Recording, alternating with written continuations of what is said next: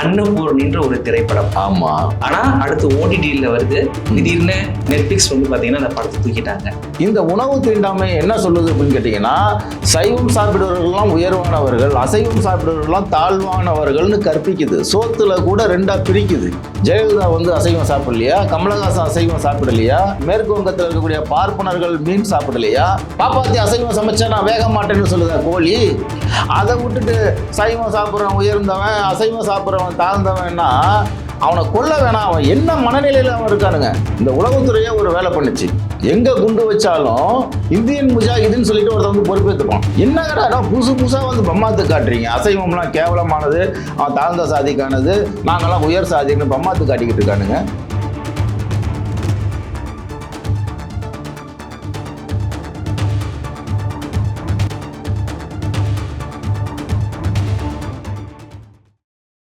நெவரஸ் தமிழ் நேயர்களுக்கு அன்பு வணக்கங்கள்.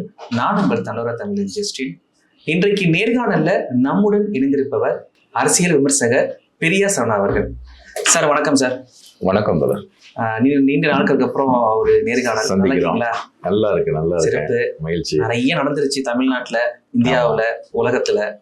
அதுல இப்ப நம்ம ஃபர்ஸ்ட் கொஞ்சம் தமிழ்நாட்டுல இப்ப இருக்கிற ஒரு கான்ட்ரவர்ஷியான ஒரு விஷயத்தை பத்தி நம்ம பேசிடலாம். நடிகை நயன்தாரா சரி அன்னபூர்ணின்ற ஒரு திரைப்படம். ஆமா. படம் தியேட்டருக்கு வந்துச்சு, சரியானபடி ஓடல, எல்லாருக்கும் தெரிஞ்ச விஷயம். ஆனா அடுத்து ஓடிடியில் வருது. அதுவும் ஃபர்ஸ்ட் கொஞ்ச நாள் வந்து எந்த ஒரு சலசலப்புமே எதுவுமே இல்லை, சாதாரண படமா இருந்தது. திடீர்னு பாத்தீங்கன்னா விஸ்வ ஹிந்து பரிஷத் அந்த இந்துத்துவானுடைய படத்துக்கு ஒரு ப்ரொமோட்டிங் கொடுத்துட்டாங்களா? ப்ரொமோட்டிங்கும் எதிர்ப்பு தெரிவிச்சுட்டாங்க. திடீர்னு நெட்ஃபிளிக்ஸ் வந்து பாத்தீங்கன்னா அந்த படத்தை தூக்கிட்டாங்க. படத்தினுடைய தயாரிப்பாளர்கள் அவங்க சைட்ல இருந்து இது வேணுக்குன்னு எடுக்கல அப்படின்ற மாதிரி சில தகவல்கள்லாம் கொடுத்து காட்சிகளும் திருத்தங்களும் எடிட் செய்யப்பட்டு மீண்டும் ஓடிடி தளத்துல வரும் அப்படின்ற மாதிரி கொடுத்துருக்குறாங்க. நீங்க இதை பத்தி என்ன நினைக்கிறீங்க? ஏற்கனவே திரைப்படம் வந்து திரையரங்குல ரிலீஸ் ஆனது தானே? ஆமா. அப்ப ஏற்கனவே சென்சார் ஆகி தானே வந்திருக்கு. சென்சார் ஆகிருக்குது அப்படின்னா அது வந்து சரியான படம் தானே அர்த்தம். எல்லாரும் பார்க்கக்கூடிய சென்சாரு, அதாவது அரசே இது தகுதியானதுன்னு ஒத்துக்கிட்டு வெளியிட்டதுக்கு அப்புறம் முதல்ல நெட்ஃபிளிக்ஸ் தடை பண்ணதும் தப்பு, அதை நீக்கினதும் தப்பு, அதுக்கு எதிர்ப்பு தெரிவிச்சதுன்றது தப்புன்றதை விட அது ஒரு அயோக்கியத்தனம். அப்படி என்ன அதுல வந்து அவங்க தவறா சொல்லிட்டாங்க? ஒரு சமையல் கலைஞர் என்ன தொழிலா அதை செய்யணும், இதுல என்ன தவறு இருக்க முடியும்? ஒரு மாடு இருக்கிறவரை பத்தி நீ படம் எடுக்கணும் அப்படின்னா அவரோட வாழ்க்கை முறை தான் நீங்க பேசி ஆகணும். ஒரு சமையல் கலைஞர் முதல்ல இந்தியாவில் சமையல் கலைஞர்கள்ன்றது யாரு? பார்ப்பனர்கள் தானே. பார்ப்பன ஹோட்டல்கள் தானே. முதல்ல இந்த தொழிலுக்கு வந்ததும் அவர்கள் தானே. அப்ப அந்த படிப்பை ஒரு பொண்ணு படிக்க போகுது, அதுல என்ன தவறு இருக்குது? அதுல எக்ஸ்போர்ட் ஆகுது, அதுல என்ன தவறு இருக்குது? இது சமையல் தானே. இல்ல இப்ப சமைக்கணும் அப்படின்னா அந்த படத்துல குறிப்பிடப்படக்கூடிய விஷயம் அப்படின்னா இந்த பொண்ணு ஒரு பிராமண சமூகத்தை சேர்ந்த. சரி. அவங்க அப்பா வந்து ஒரு ஆத்தன்டிக்கான ஒரு ஃபேமிலி, கோயில்களை சமைச்சு கொடுக்கக்கூடியவர் ஒரு பர்சன் அவரு. இவங்க வந்து இப்ப கார்பரேட்டுக்கு போறாங்க, அவங்க நினைச்ச இடத்துக்கு போறாங்க அப்படின்னா சில நான்வெஜ் அசைவ உணவுலாம் சமைக்கணும் அப்படின்றப்ப இவர்களுடைய பிராமண கொள்கைகளுக்கு இது முற்றிலும் எதிரானது. இது வந்து இந்த படத்தின் மூலியமாக எங்களுடைய மனம் புண்படுது இப்படின்ற மாதிரி தான் குற்றச்சாட்டு. இது அதுல பிரச்சனை. அசைவன்றது அருவருப்பானது, கேவலமானது, அதை தீண்டத்தகாதவர்கள் தான் பயன்படுத்துவாங்க, சமைப்பாங்க, சாப்பிடுவாங்க. சைவம்ன்றது உயர்வானது, உயர் ஜாதிகளுக்கானது அப்படின்ற ஒரு பாகுபாடு தான். இவனுங்கெல்லாம் பிடிச்சி தீண்டாமை வன்கொடுமை சட்டத்தில் தூக்கி உள்ள ஜெயிலில் வைக்க வேண்டிய நபர்கள். உலகம் முழுவதும் சமையல் இருக்குது. ஒருத்தருக்கு பால் பிடிக்கும், ஒருத்தருக்கு அதே பால் ஒவ்வாமையா இருக்கும். அதுக்காக பால் குடிக்காதவர் வந்து பால் குடிக்கிறவரை போய் கேவலமா பேச முடியுமா?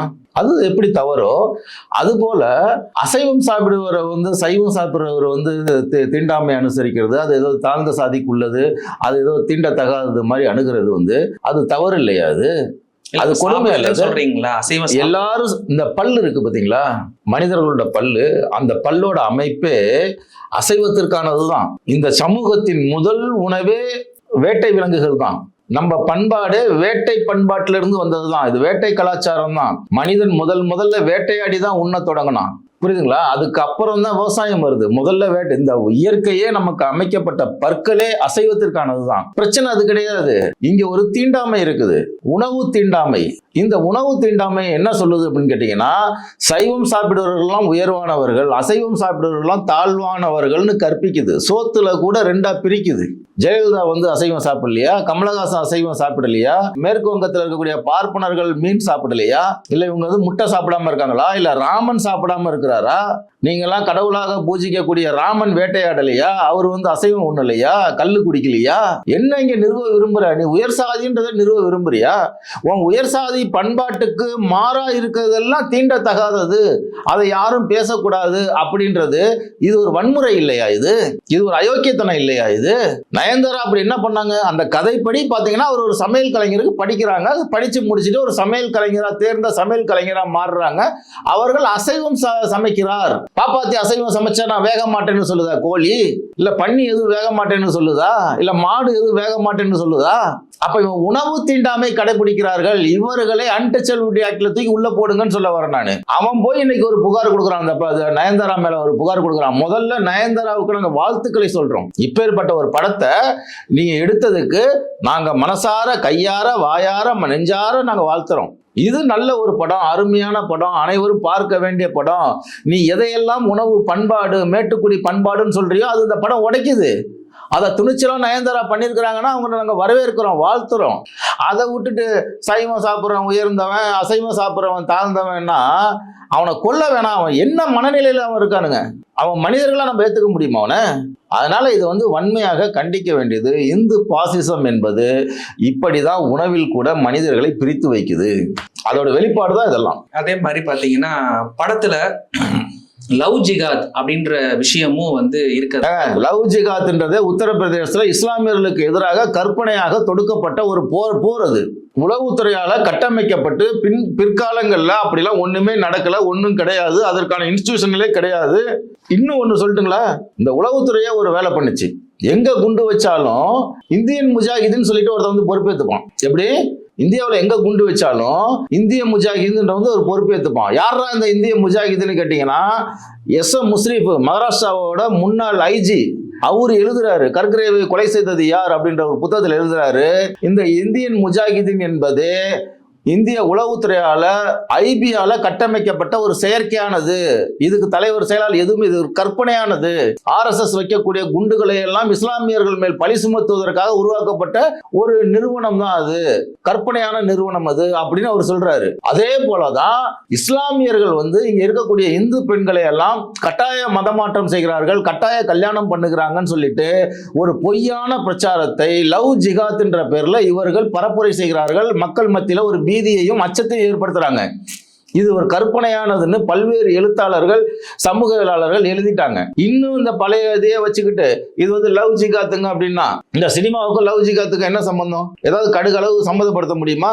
பாப்பாத்தி கறி சாப்பிடக்கூடாது, கறி சாப்பிட்னா ஆச்சார கேடானது, இதுதானே நீ சொல்ல வர? பார்ப்பன பண்பாடு தான் இந்தியாவின் உயர்ந்த பண்பாடு, இதுதானே சொல்ல வர? அறிவு நாணயம் இருக்கவே இதை வெளிப்படையா சொல்லிட்டு போடா. அதை விட்டுட்டு எதுக்கு அப்படி சுத்தி வளைச்சு வர? இந்திய பண்பாடு என்பது பார்ப்பன பண்பாடு, இந்திய உயர்வு என்பது பார்ப்பன உயர்வு, இந்திய மேலாண்மை என்பது பார்ப்பன மேலாண்மை, இந்தியா என்பது இந்துக்களுக்கானதல்ல, அது உயர் சாதி பார்ப்பனர்களுக்கானது. அதை சொல்ல யோகிதை இல்லாம தானே இப்படி மறைஞ்சு வந்துகிட்டு இருக்கீங்க. லவ் ஜிகாத்ன்ற, நயன்தாரா மேல வழக்கு போடுவேன்ற, பாப்பாத்தி கறி சாப்பிடக்கூடாதுன்ற, சாப்பிட்டா என்ன ஆயிட போகுது? இப்ப அப்படி பார்த்தா நீ ராமனை கொண்டாடவே முடியாத. இப்ப நீ கோயில் திறக்க போற, ராம அசைவம் சாப்பிடலையா? சோமபானம் குடிக்கலையா ராம? உன் வால்மீகி ராமாயணமே அதை சொல்லுது. இதே எம்.ஆர். ராதா அதை ஒரு படமா, ஒரு நாடகமாவே நடத்தி காட்டினார மேடைகள்ல. என்னங்கடா புதுசா வந்து பம்மாத்து காட்டுறீங்க? அசைவம்லாம் கேவலமானது, தாழ்ந்த சாதிக்கானது, நாங்கெல்லாம் உயர் சாதின்னு பம்மாத்து காட்டிக்கிட்டு இருக்கானுங்க. அதே போல சார், இந்த ஒரு நடிகைன்னு நான் தாழ்ந்து சொல்லல. இவங்க இத்தனை நாள் திரைப்பயணம் போறாங்க, ஒரு கார்பரேட்டா பார்க்கப்படுது, அவங்க வந்து ஒரு படத்துல நடிக்கிறாங்க. கொஞ்சம் கொஞ்சமா வந்து இது ஒரு மிகப்பெரிய ஒரு உணவு அரசியல் மாதிரி தான் நான் பாக்குறேன். இந்த ஒரு படம் சாதாரணமாக தேர்ந்தெடுத்திருக்க முடியாது. இந்தியாவில் உணவே அரசியல் தான். கண்டிப்பா இவங்க ஒரு உச்ச நட்சத்திரம். மத்த நட்சத்திரங்கள் எப்படின்னு தெரியல நம்மளுக்கு. இந்த படமா இருந்தா எனக்கு தெரிஞ்சு ஓகே அப்படி இருக்க மாட்டாங்க. இது ஒரு மிகப்பெரிய ஒரு முயற்சியா பார்க்க முடியுது. நயன்தாராவின் நகர்வு ஏன் இப்படி இந்த மாதிரி யோசிக்கிறாங்க? ஒருவேளை வேற ஏதாவது முன்னெடுப்புகள் இருக்குமா? என்ன கேட்க வரீங்க? நயன்தாரா வந்து இது மாதிரி ஒரு புரட்சிகரமாக முற்போக்கா படம் எடுக்கிறது மூலியமாக அரசியல் என்ட்ரி கொடுக்க போறாங்களான்னு கேட்க வரீங்க? இல்ல அரசியலோ மத்ததோ, பட் ஆனா வந்து பெரிய சமூகத்துல ஒரு தாக்கத்தை ஏற்படுத்துது இல்ல. அப்படிலாம் இல்ல. சமூகத்தில் இருக்கக்கூடிய கலைன்றது என்னன்னு ஒரு கேள்வி இருக்குல்ல. கலைன்றது என்னன்னு கேட்டீங்கன்னா சமூகத்தை பிரதிபலிப்பது, சமூகத்தில் நிகழக்கூடிய நிகழ்வுகளை காட்சிப்படுத்துவது. ஒரு மனிதன் சோர்ந்து இருக்கும்போது, உழைத்து களைத்து போகும்போது அவன் சட்டையை உலுக்கி அவன் காதுகளில் உறக்க சொல்லுவது, உன் பிரச்சனை இதுதான் அப்படின்னு அந்த வடிவத்திற்கு பேர் தான் கலை. காலையில இருந்து மாலை வரல என்ன பண்ணுவான்? வயக்காட்டுல வேலை செஞ்சுக்கிட்டு இருப்பான். மாலையில கூத்து கட்டுவான். வந்து இந்த சமூக அவலங்களை, தான் பட்ட பாட்டை, தன் அனுபவங்களை அவன் என்ன பண்ணுவான்? அந்த மக்களுக்கு கலை வடிவத்தில் கூத்தாக சொல்லுவார்கள். அதோட ஒரு முதிர்ந்த வடிவம் தான் இன்னைக்கு டிஜிட்டல். அந்த முதிர்ந்த வடிவத்துல தான் இவங்க எதை பிரதிபலிக்கிறாங்க? இங்க இருக்கக்கூடிய சமூக அரசியலை, சமூக மக்கள் மனநிலையை அந்த கலை பிரதிபலிக்குது. இதுல ஏதோ ஆச்சரியமோ அதிசயமோ ஒண்ணுமே கிடையாது. இது சாதாரண ஒரு விஷயம் தானே. இதுக்கு இவ்வளவு தூரம்லாம் பண்ணணும்னு அவசியம் இல்லையே. இதை விட கொடுமையான காஷ்மீர் ஃபைல்ஸ் படம் பார்த்தீங்களா? அப்பட்டமான அயோக்கியத்தனத்தின் உச்சம் அது. இந்த காஷ்மீர் பிரச்சனை காலமெல்லாம் இன்னைக்கு இந்தியாவோட தலைவலியா இருக்கிறதுக்கு யாரு? அந்த காஷ்மீர பண்டிட் பார்ட்னர்கள் தானே. காஷ்மீரை துண்டாடுவது, அங்க கலவரத்தை ஏற்படுத்தினதெல்லாம் பார்ட்னர்கள் தானே. அங்க தூண்டி விட்டுட்டு இங்க டெல்லி வீதிகளில் வந்து ஒளிஞ்சுக்கிட்டானுங்கல்ல. அதை சொல்ல நாணயம் இல்லாம பண்டிட்டுகளை கொடுமை செய்தார்கள்னு ஒரு பொய்யா ஒரு படத்தை எடுத்தாங்க. அதை பிரதமர் வந்து ப்ரமோட் பண்ணாருல்ல. அதை ஒப்பிடும்போது இது சமூகத்தை பிரதிபலிக்கிறது, அது பொய்யை பிரதிபலிக்கிறது. இந்த படம் சமூகத்தை பிரதிபலிக்கிறது. இதை வரவேற்கணும், இதை கொண்டாடணும்.